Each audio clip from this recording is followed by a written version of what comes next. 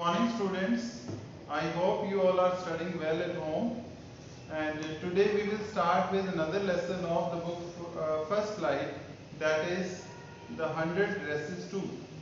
This lesson is a continuation of the lesson 5 that we have already studied, that 100 Dresses 1. Now, in the first part, what we read that Venda Petnosky, a Polish girl, studies in American school, and as she is having some unusual name, Peggy and Maddie, two of her classmates and other classmates too, they make fun of her. They bully her, tease her, and what they asked her about her dresses, because she always wore a single blue faded dress, and they asked her about dresses, and she always answered in a particular way that she had 100 dresses, all lined up, all of different colors, all bright and wonderful dresses. They were surprised, and Peggy especially, but she thought that she was telling lie, and she again and again asked her this question so that she could know that why she is telling a lie, why she is not telling actually that she had only one dress. That was there. In the first part that we read, and one more thing that we read is that there was a drawing competition, and in that drawing competition, now Miss Mason, the teacher, announced the result. And when she announced the result, among girls, Venda Petnosky was the one who had won that competition, because she had drawn 100 dresses, all of different colors, bright colors, all were different designs, and they were all surprised to find that. But Venda was not coming to school for last 3-4 days, and as the result was announced, everybody was expecting that the next day she would be coming, and they would be cheering her up, and but she was not there for that day. Now, what happens next in the story, whether she comes to school or something else happens, this is all what we will read in the next part. So, next it is given, while the class was circling the room. Class was circling the room means the class was moving in the room, looking at the beautiful dresses, drawings of Venda Petnosky. The monitor from the principal's office brought Miss Mason a note. So one monitor from there was a message from principal office for Miss Mason. She had received a note. Miss Mason read it several times and studied it thoughtfully for a while. Now Miss Mason, when she read that note, she read it several times, and she was very thoughtful while reading it. Then she clapped her hands, and then she grabbed the attention of all the students. What she said, attention class, everyone back to their seat. Now all of you must sit at your places, because something important is to be discussed. When the shuffling of feet had stopped and the room was still and quiet, Miss Mason said, I have a letter from Venda's father that I want to read to you. Now, when the shuffling of the feet means shifting of the feet and noise of the feet was stopped and everybody sat at their place. Now, what Miss Mason said, that she had got a note, a letter from Venda Petnosky's father, and she just want to read that for you all. Miss Mason stood there a moment, and the silence in the room grew tense and expectant. Now all were tensed, and they were expecting what was written in that note. The teacher adjusted her glasses slowly and deliberately. Now she adjusted her glasses slowly and deliberately means knowingly she adjusted that, and the manner indicated what was coming, because something serious was there, some serious matter, some serious note was there. This letter from Venda's father was a matter of great importance. It was of great importance. Everybody listened closely. Listen closely means listen carefully as Miss Mason read the brief note. Now, what was written in that note?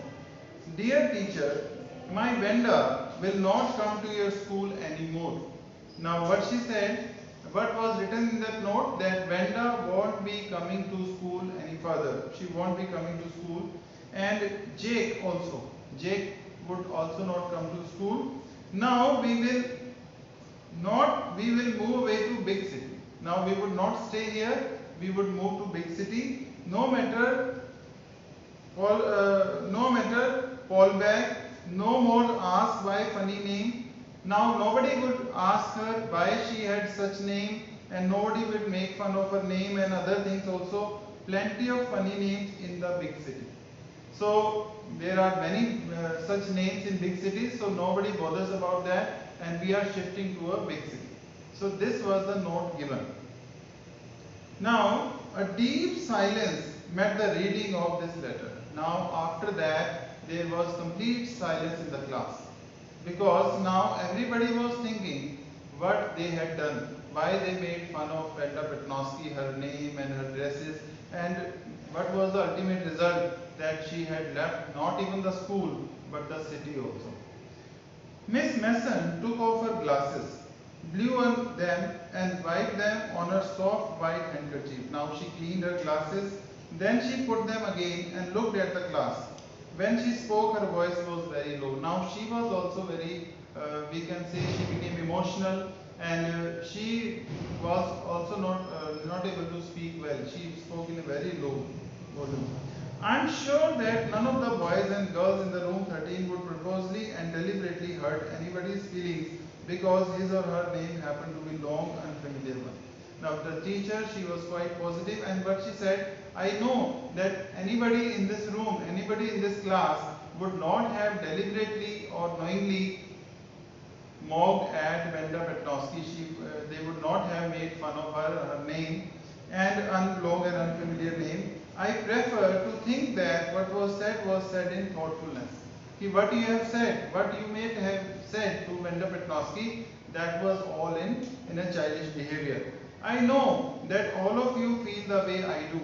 As I am feeling very sad about her, I am feeling that why she was not taken care of. I hope you all are feeling the same way, and that this is a very unfortunate thing to have happen.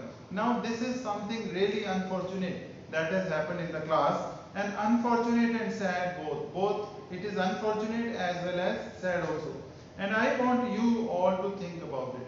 Now I want all of you to think about whether in our behavior, whether in our manners, whether in our talkings we have some way hurt Venda Petnovsky. The first period was a study period. Now it was a study period. Maddie tried to prepare her lessons, but she could not put her mind on her work, because Maddie somewhere felt in her heart that she did not want Peggy to tease her, to bully her. That, and now she felt that's why she could not stop all that. She could not pay her attention to her study. She was upset. She had a very sick feeling in the bottom of her stomach. She had some kind of feeling that why she couldn't do all that, why she could not help Venda Petnovsky. Two, she had not enjoyed listening to Peggy ask Venda how many dresses she had in her closet, but she had said nothing. We know that she did not like Peggy asking questions from Venda, but she even did not say anything. Why she did not stop her? That was her feeling. That was in her mind now. And she had stood by silently, and that was just as bad as Peggy had done.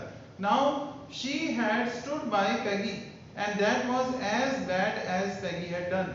Because when you stand with any bad thing, when you are favoring that also, that is also equally punishable.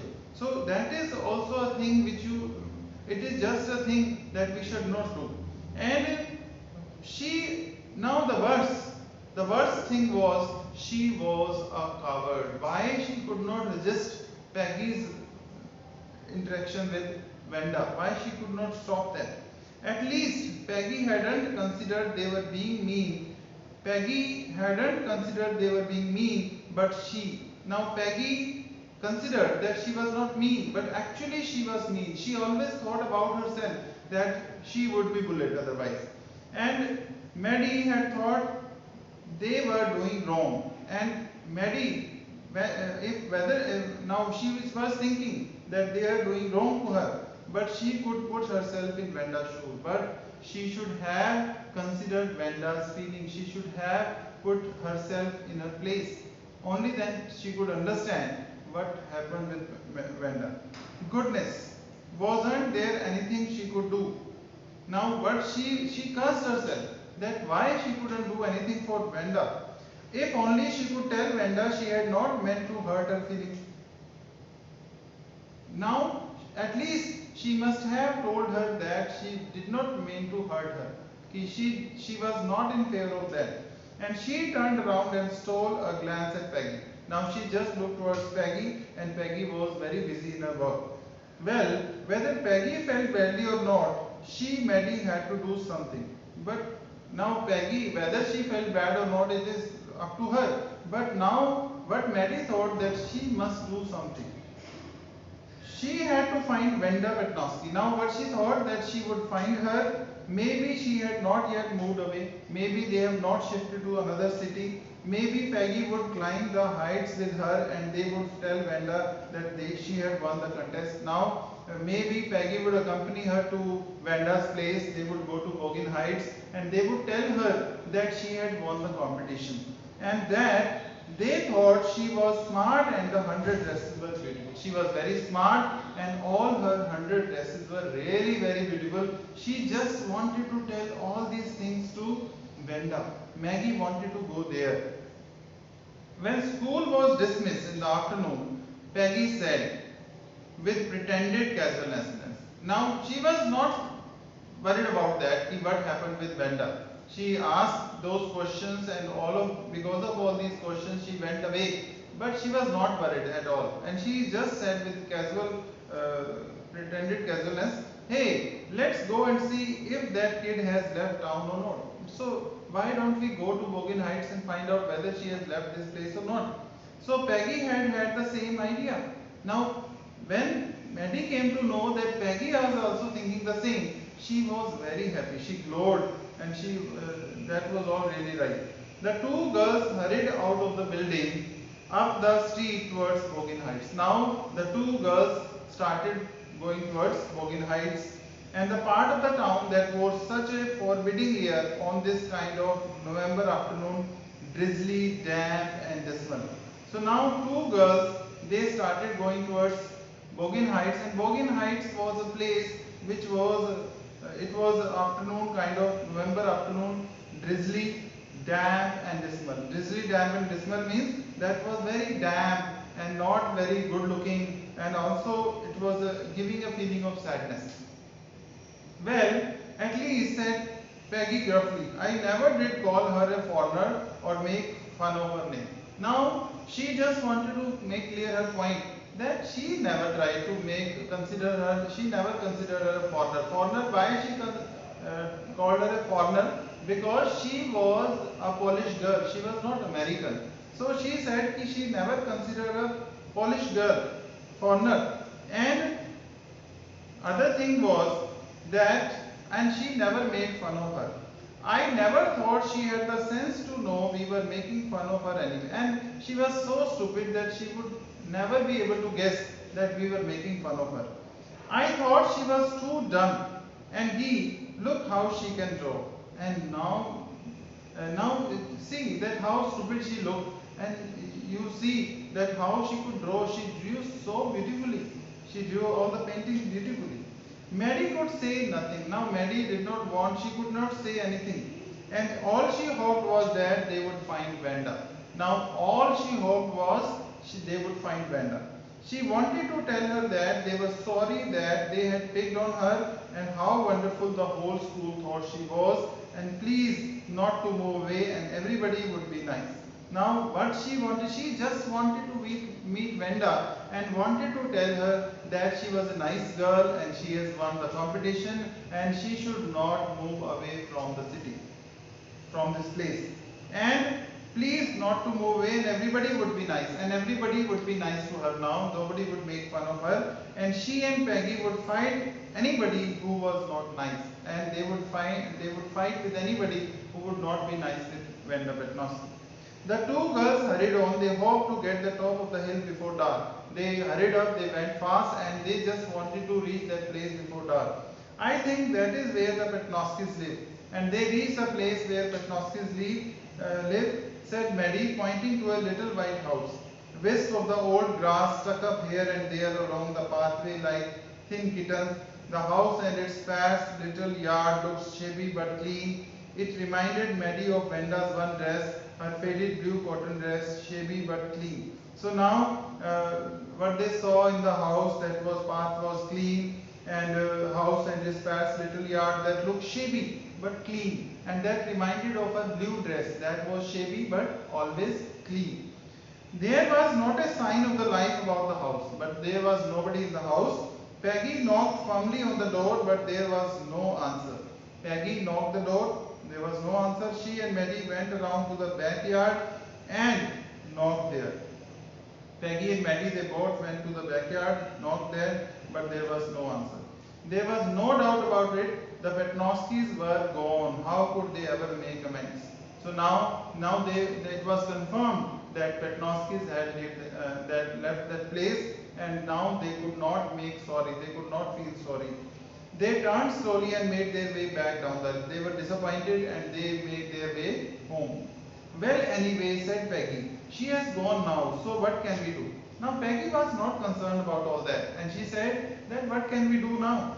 Besides, when I was asking her about all her dresses, she probably was getting good ideas for her drawing. And what she just tried to make things that Peggy, what she thought, she just trying to say that she was helpful in drawing those paintings, because she asked her again and again these questions and she could draw beautiful paintings. And she might not even have won the contest otherwise. And now, but Peggy just tried to console herself that what she had done, that went in her favor. When she teased her, when she asked her about her dresses, she could draw beautiful dresses, and even she was able to win the contest. So Maddie turned this idea carefully over in her head, for if there were anything in it, she would not have to feel so badly.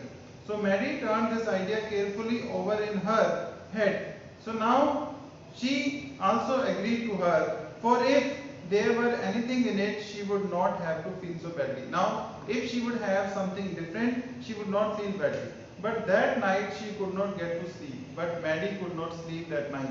She thought about Venda and her faded blue dress and the little house she lived in. And she thought about her dress and where she lived. And she thought of the glowing picture those 100 dresses made. And she also thought of those 100 dresses, all lined up in the classroom. At last, Maddie sat up in bed and pressed her forehead tight on her hands and really thought.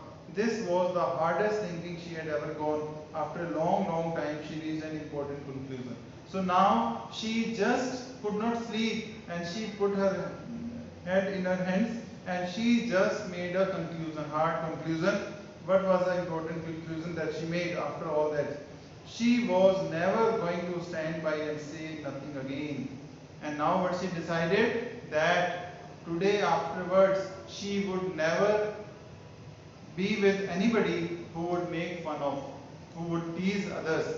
She would never stand by them, and she would never be quiet. She would say, she would resist that. Because if she ever heard anything picking on someone because they were funny looking or because they had strange names, she would speak up. But she thought, what she had decided, that if anybody would speak make fun of the name of some student in the class, or make fun of them, she would always speak, even if it meant to losing Peggy's friendship. She did not, before that, she did not want to lose Peggy's friendship. But now what she thought, if for that she had to lose her Peggy's friendship, she would sacrifice that. But she would speak against all these things. And she had no way of making things right with Venda. Now she had nothing that she could make right ways with Venda. She could not correct all her mistakes. But from now on, she would never make anything else that unhappy again. And now she would never make anybody feel unhappy. So this is what we have read in the first part of this story, lesson 6. The rest of the part we will do in the next lecture. So with that, thank you.